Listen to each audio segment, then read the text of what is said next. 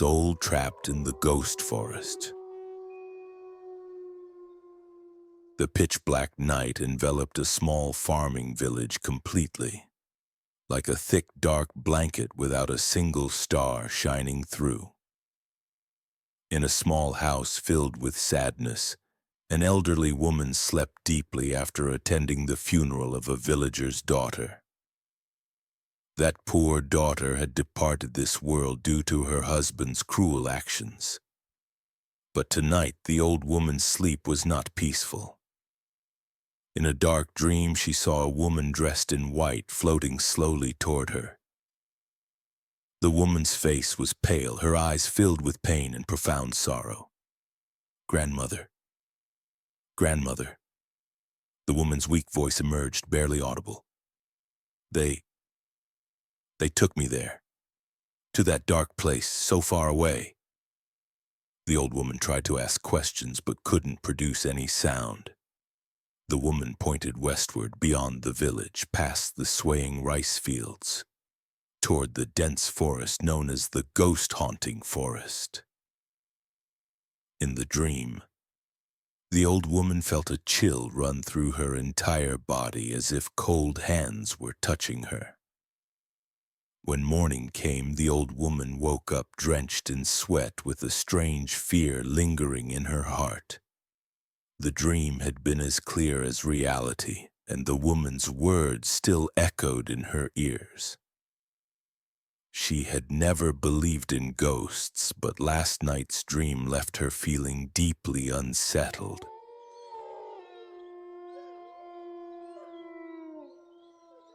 Long ago, when people strongly believed in superstitions and mystical powers, in a quiet farming village surrounded by lush green rice fields, lived a woman named Chantita. She lived peacefully with her husband and young child. Chantita was a beautiful woman with a kind heart who always helped her neighbors in times of need. She knew traditional medicine and was skilled in child care, earning her respect and love from everyone. But perfection often breeds jealousy and suspicion. In the village lived an influential but greedy man named Krim. His son was frequently ill, and despite many doctors' attempts to treat him, he never recovered.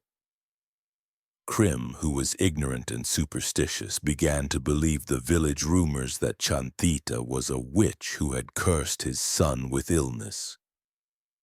This unjust accusation spread rapidly like wildfire. Some villagers who once respected and loved Chantita began to suspect and fear her. Krim incited the villagers to rebel against Chantita, promising rewards to anyone brave enough to kill this dangerous witch. Despite Chantita's attempts to explain and deny these serious accusations, no one would listen to her. Fear and anger clouded their judgment. Under Krim's leadership, a cruel mob stormed into Chantita's house, seizing her and her crying child. Chantita's husband tried to protect his wife and child, but the mob beat him severely until he lost consciousness. Meanwhile, Chantita and her child were dragged to the center of the village, where a large pile of firewood had been prepared. Chantita begged them to have mercy on her small child and not to kill her unjustly. Her tears flowed like rain, but the hearts of those people were hard as stone. Krim ordered them to light the fire. The raging flames consumed the weak bodies of Chantita and her young child. Their screams echoed through the dark night before falling silent forever, along with the black smoke that rose into the sky. But the fierce fire that took the lives of Chantita and her child also burned the intense anger and injustice into her soul. This soul, filled with pain and rage, did not depart. It continued to hover around the place of her death, waiting for justice and revenge against those who had so cruelly wronged her. Over time, the place where Chanthita and her child were burned became a mound that no one dared approach. Villagers noticed strange occurrences there, such as inexplicably strong winds, strange lights appearing at night, and haunting cries that sent chills down one's spine. The mound came to be known as the Burned Ghost Mound, or the Ghost Burial Forest, as Chanthita's vengeful spirit continued to seek revenge on anyone who dared disturb her peace. One day, at a house near the village, a group of men sat drinking heavily together. Their faces were flushed red, their eyes glazed with intoxication, laughing carelessly without much thought. "Hey, look at these measly snacks. Don't you have anything besides peanuts?" said one hard-headed man with slurred speech. "You know what? The weather's perfect tonight.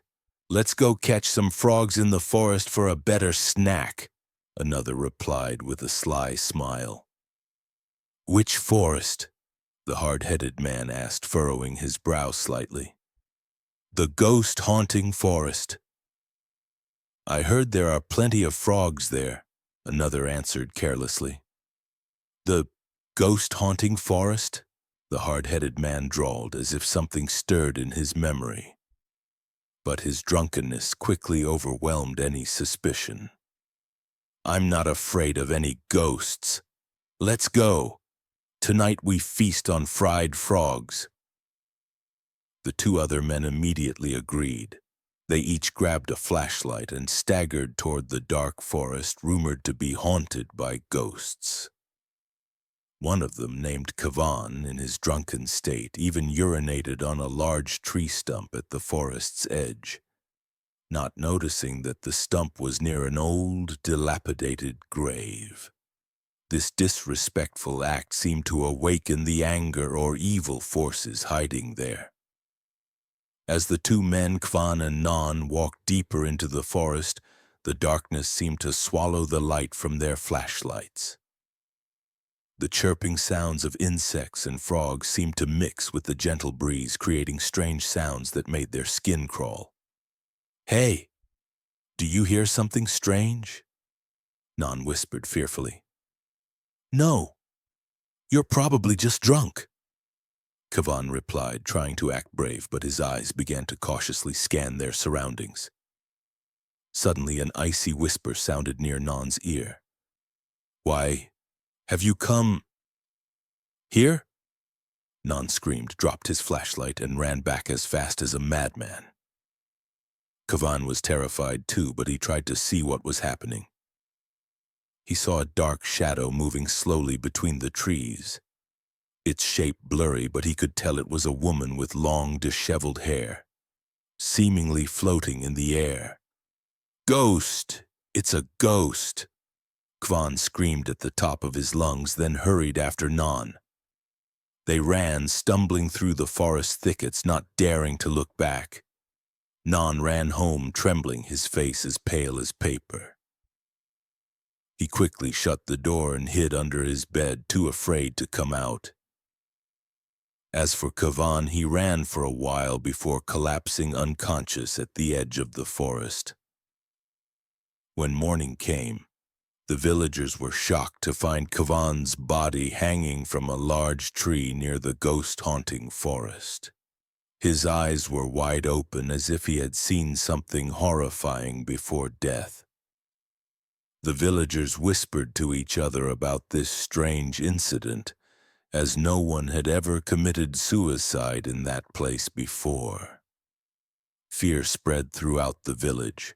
No one dared go near the ghost-haunting forest anymore. They believed that it truly was a place where evil spirits reigned, and that it had taken Kvan's life because of his disrespectful behavior the night before.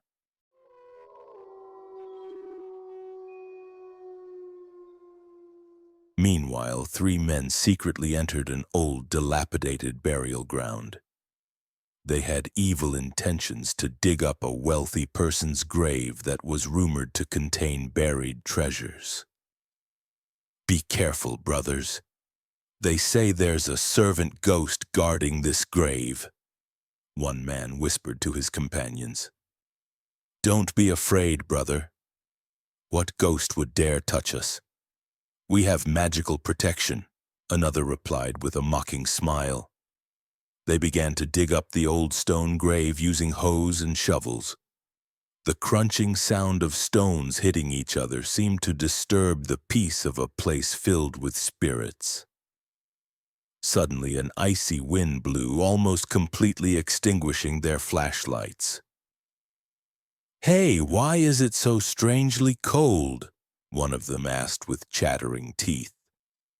Before he could finish speaking, a growling sound emerged from all directions like an angry, savage animal. A dark shadow appeared between the graves, resembling a man wearing an old, tattered robe, his face obscured by darkness but his eyes emitting a fierce red glow. "Why, have you come here?" The growling voice sounded again, cold as ice. The group of thieves panicked, dropped their tools, and ran in all directions.